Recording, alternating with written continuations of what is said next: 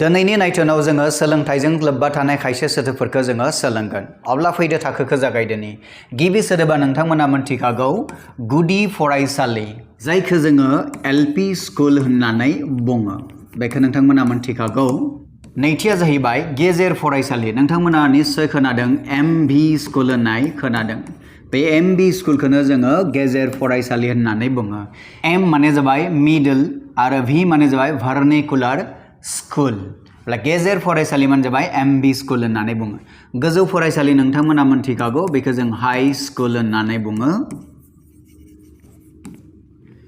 दा नैबेखौ नायदो, जौसिन गेजेरारि फरायसालि। जौसिन ओंथिया जाबाय हायार, गेजेरारि ओंथिया जाबाय सेकेन्डारि, आरो फरायसालिनि ओंथिया जाबाय नोंथांमोना मोनथिखागौ स्कुलखौ जोङो फरायसालि होननानै बुङो। थामहिनबा गुसुङै जों बेखौ बुङो एस स्कुल। अके, दानिया नेक्स्टआव फैदो।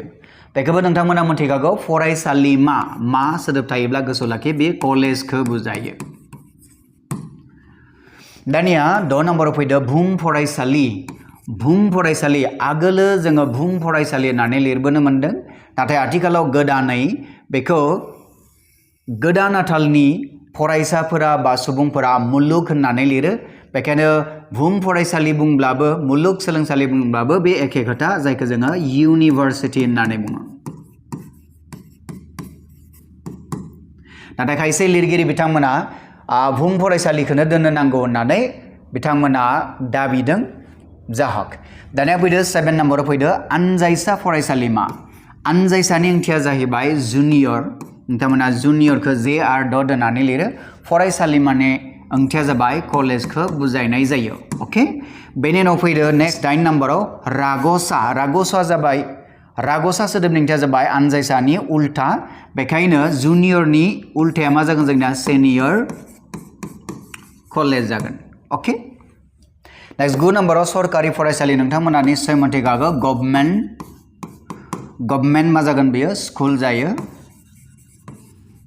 दा गभर्नमेन्ट स्कुलनि उल्थाया मा जागोन जोंना गावारि, बेनि ओंथिया जाबाय private school. Private school. If you enjoyed the video, please like, share and follow the channel. And if you have any suggestion, please leave a message in the comment section below. So hope to see you next time with another new topic. Bye. If you enjoyed the video, please like, share and follow the channel.